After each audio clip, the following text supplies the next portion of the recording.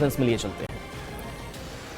पूर्वांचल के ऊपर दिल्ली में लोगों को कंफ्यूज करने का प्रयास कर रहे हैं। दिल्ली की जनता बड़ा स्पष्ट तौर पर जानती है कि दिल्ली के भलाई के लिए कौन काम कर रहा है और कौन नहीं कर रहा है।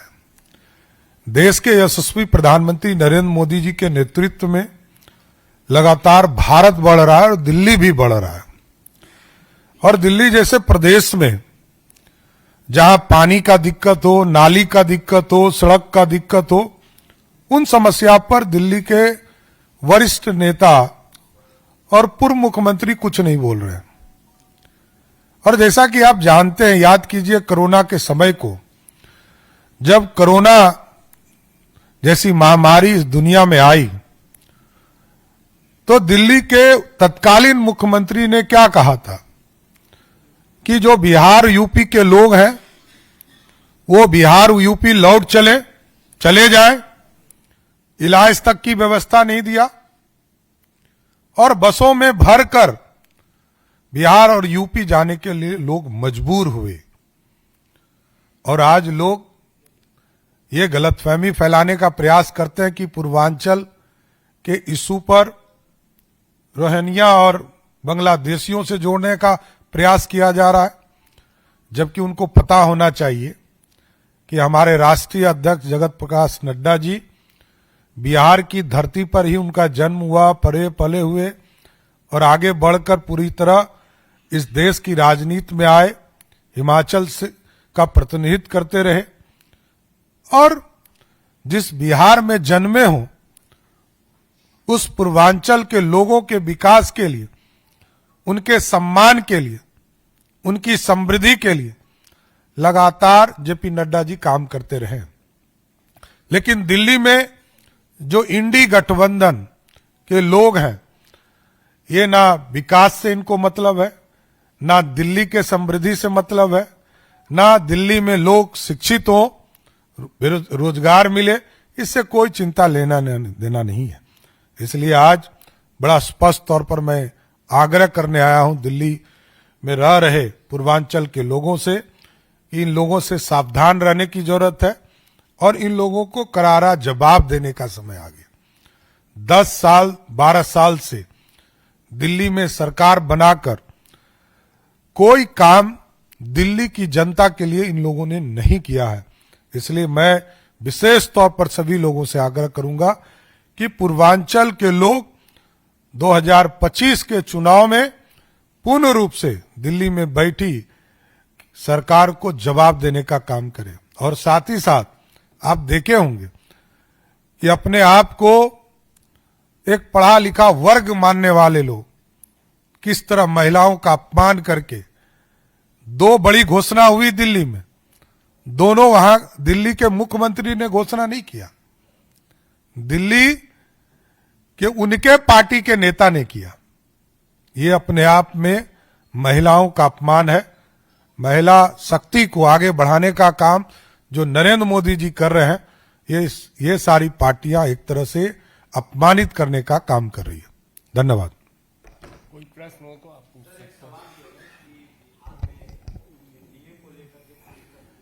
पहले इस पर कोई सवाल हो तो विनीत झा।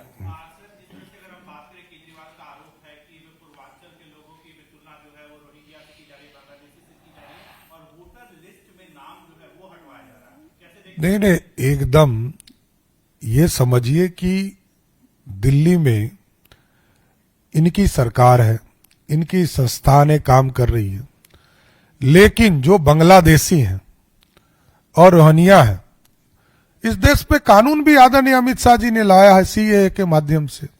जो लोग ऐसे लोग हैं उस जगह उस प्लेटफॉर्म पर यूज करें। लेकिन जो बिहार और पूर्वांचल के लोग हैं, उत्तर प्रदेश के लोग हैं, जो लोग यहां रह रहे हैं, जिन्होंने अपना नाम वोटर लिस्ट में जोड़ने का काम किया है, उनको कहां कोई दिक्कत नहीं है। मोहित भट्ट। एक मुद्दा और है कि दिल्ली में सरकार आम आदमी पार्टी तो डिप्टी सीएम सम्राट चौधरी दिल्ली में हैं और बीजेपी की भी एक तरह बैठक हो रही है। प्रेस कॉन्फ्रेंस के दौरान उन्होंने कहा कि जो पूर्वांचल और बिहार के लोग हैं उनको इस दिल्ली सरकार को सबक सिखानी चाहिए। बढ़ेंगे आगे। देखिए, बीपीएससी 17वीं पीटी परीक्षा को लेकर के सियासत लगातार हो रही है। अभ्यर्थियों के साथ तेजस्वी यादव आ गए, लेकिन बीजेपी की तरफ से ये कहा जा रहा है कि अब अभ्यर्थियों को गुमराह करने का प्रयास तेजस्वी यादव कर रहे हैं। तेजस्वी जी का काम रह गया है, वे प्रदेश में अशांति फैलाना चाहते हैं, लेकिन इससे तेजस्वी जी को कुछ हासिल नहीं होगा। लालू जी ने नौकरी देने के नाम पर गरीब विद्यार्थियों की जमीन हड़प ली और अब तेजस्वी जी बीपीएससी अभ्यर्थियों को गुमराह कर रहे हैं। प्रदर्शनकारी अभ्यर्थियों से मिलकर उन्हें बरगलाने से उनको कुछ मिलने वाला नहीं है।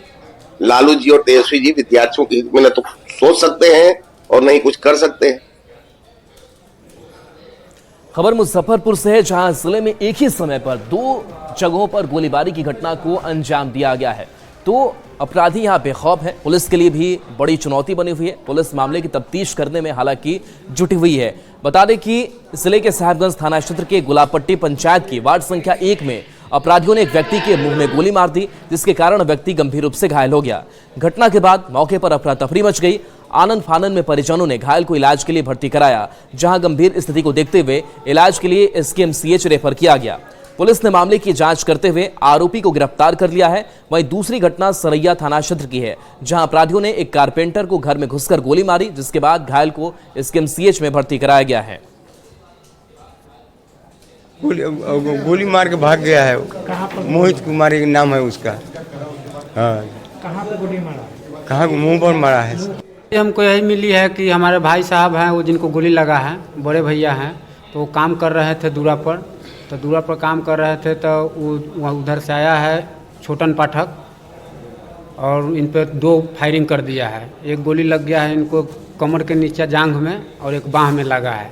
उसके बाद में वो भाग गया है। खबर मधुबनी से है, जहां पुलिस को बड़ी सफलता हाथ लगी है। बताया जा रहा है कुख्यात 7 अपराधियों को पुलिस ने गिरफ्तार किया है। ये किसी बड़ी वारदात को अंजाम देने वाले थे, लेकिन उससे पहले ही पुलिस ने सफलता पाई और पुलिस ने उन्हें अरेस्ट किया। और इनके पास से देखिए कुछ सामान भी बरामद किए गए हैं। 4 पिस्टल, 11 कारतूस, 3 बाइक और 8 मोबाइल के साथ मादक पदार्थ सहित कई संदिग्ध सामान मिले हैं। पुलिस ने करियौत गांव में ये छापेमारी की। जानकारी के मुताबिक सभी अपराधी किसी बड़ी वारदात को अंजाम देने वाले थे, लेकिन उससे पहले ही पुलिस ने इस बड़े गिरोह का खुलासा किया, गिरफ्तारी की।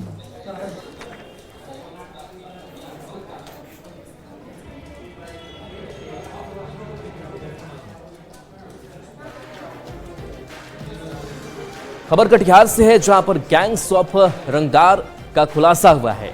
ये रंगदारी की मांग करते हैं, खास करके व्यापारियों को ये टारगेट करते हैं और उनसे ये रंगदारी की मांग करते हैं, जिसके बाद से व्यवसायियों में भी दहशत है। व्यवसायियों ने पुलिस से गुहार भी की थी। पुलिस ने चावल मिलर से 50 लाख और अन्य व्यापारियों से रंगदारी के मामले में गिरफ्तारी भी की है।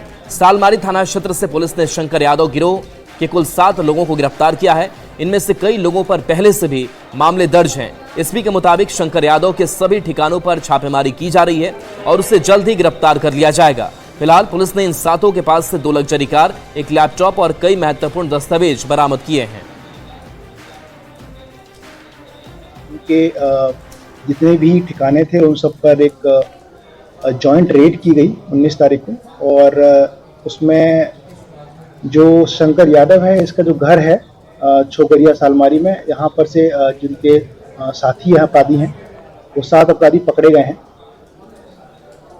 खबर गोपालगंज से है, जहां पर पार्षद आपस में ही भिड़ गए। उनके बीच विवाद हुआ और इस विवाद ये इतना बढ़ गया कि ये आपस में ही भिड़ गए। इनकी अपनी अपनी मांगे हैं और तस्वीर वहां के दिखा रहे हैं, जहां मीरगंज नगर परिषद में बोर्ड की बैठक में पार्षद आपस में भिड़े हैं। मासिक बैठक में फंड को लेकर पार्षद प्रतिनिधि और चेयरमैन प्रतिनिधि के बीच बहस हो गई और उसके बाद धक्का मुक्की की नौबत आ गई, जिसका कुछ लोगों ने वीडियो बनाकर सोशल मीडिया पर वायरल कर दिया। जानकारी के मुताबिक कल नगर परिषद बोर्ड की मासिक बैठक थी। बैठक समाप्त होने के बाद पार्षद प्रतिनिधि और चेयरमैन प्रतिनिधि कार्यपालक पदाधिकारी की मौजूदगी में भिड़ गए।